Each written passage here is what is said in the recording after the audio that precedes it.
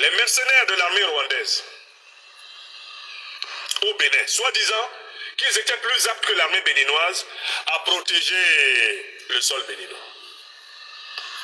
Mais écoutez, est-ce que c'est normal que quand il y a des soldats qui tombent, ce soit toujours les soldats seulement béninois? Où sont les Rwandais, les gens de Kagame, que Talon a amenés pour dire qu'ils sont très forts? Où sont-ils pour affronter les terroristes? Parce que ça me rappelle l'étrange schéma de la MINUSMA au Mali, qui passait son temps à nager dans les piscines bleues de Bamako, pendant que l'armée malienne mourait au front.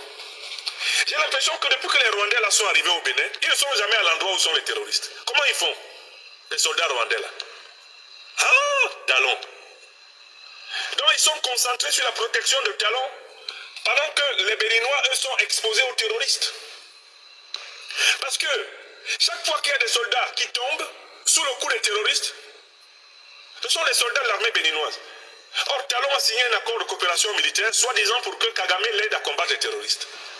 Est-ce que l'armée de Kagame fait aussi, comme les armées de la MINUSMA et de toutes les forces néocolonialistes, de la lutte antiterroriste à tête chercheuse?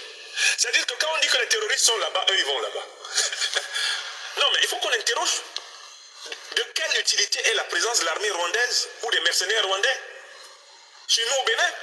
Ils font quoi là? J'ai vu les images de soldats béninois assassinés dans les tranchées, trucidés comme des poulets. Mais monsieur Kagame, vous avez garanti à Patrice Talon que ça n'allait plus arriver, non?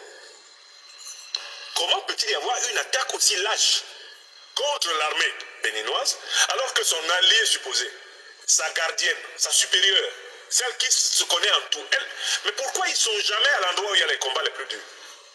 C'était exactement comme cela au Mali, exactement comme ça au Niger, exactement comme ça au Burkina, c'était exactement comme ça au Tchad. Ces armées néocolonialistes ne sont jamais où sont les terroristes. Ils sont tranquilles dans leur camp, en train de se dorer la pilule. Chers frères et sœurs, chers notre compatriotes, tous ceux qui nous suivent de là où vous êtes, on vous souhaite le bienvenu et on vous salue tous. Ici, maintenant, nous allons faire une petite émission concernant de ces gens-là. Comme je vous ai montré ici, c'est une seule chaîne de YouTube. Ils étaient en train de critiquer pourquoi c'était au Bénin. Donc le monsieur là était en train de critiquer pourquoi au Bénin il y a les 28 soldats qui ont été assassinés au bord, donc à la frontière du Bénin et du Burkina Faso. Alors il se demande pourquoi est-ce qu'ils ne trouvent pas les soldats rwandais dans le territoire où il y a les terroristes. Donc il se demande pourquoi, si elle est temps de mourir, donc ça fait partie de leurs soldats, au lieu que les soldats qui sont dans leur pays, en disant qu'ils sont venus assurer la sécurité de ce pays. Mais les soldats qui sont étrangers puissent mourir avant, ou bien puissent aussi mourir au champ de bataille.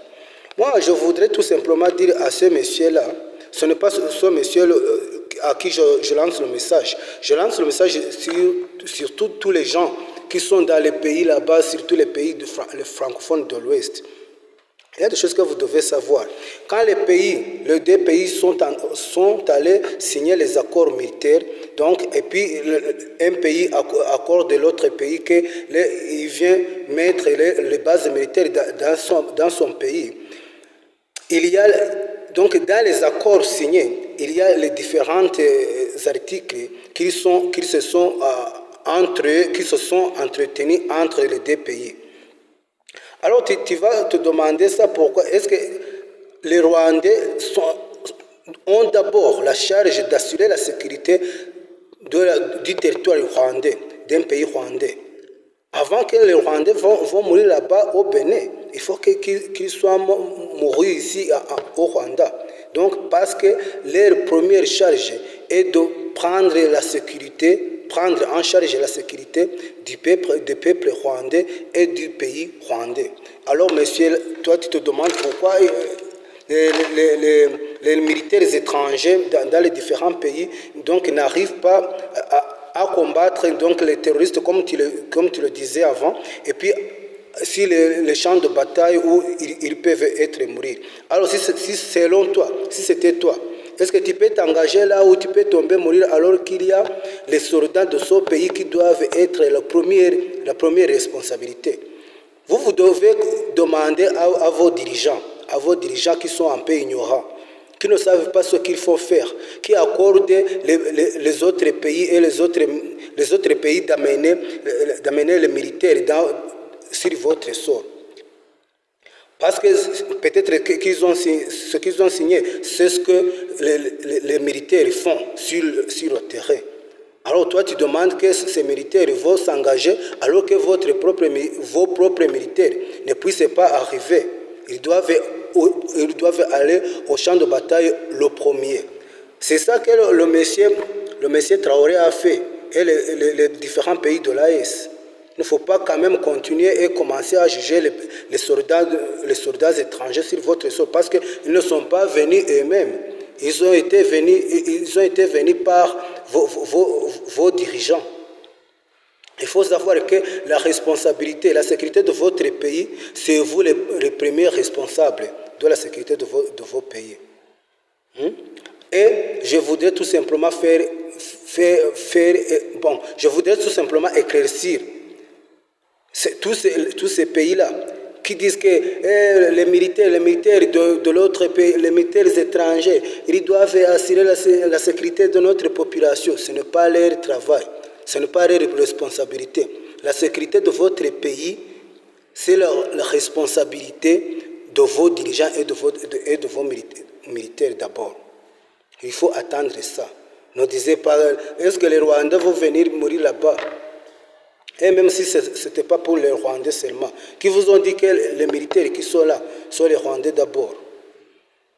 Il faut qu'on prenne le temps toujours d'acclamer, de crier contre tous ces gens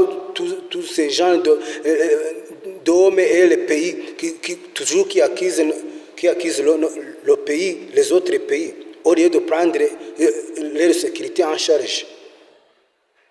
C'était tout simplement ça. Il ne faut pas qu'on parle beaucoup. Et il y a beaucoup de choses à dire, mais aujourd'hui, c'était seulement ça. Il faut que vous sachiez que la sécurité de votre pays est dans vos mains. Ce n'est pas les Rwandais qui viendront prendre la sécurité de votre pays. Alors que vous tous, vous ne voulez pas y intégrer immédiatement et directement. Alors, nous sommes ensemble, je ne pouvais pas quand même laisser de dire ça. C'est pourquoi je l'ai mis même en français pour que même ces gens-là puissent attendre ça bien. Merci.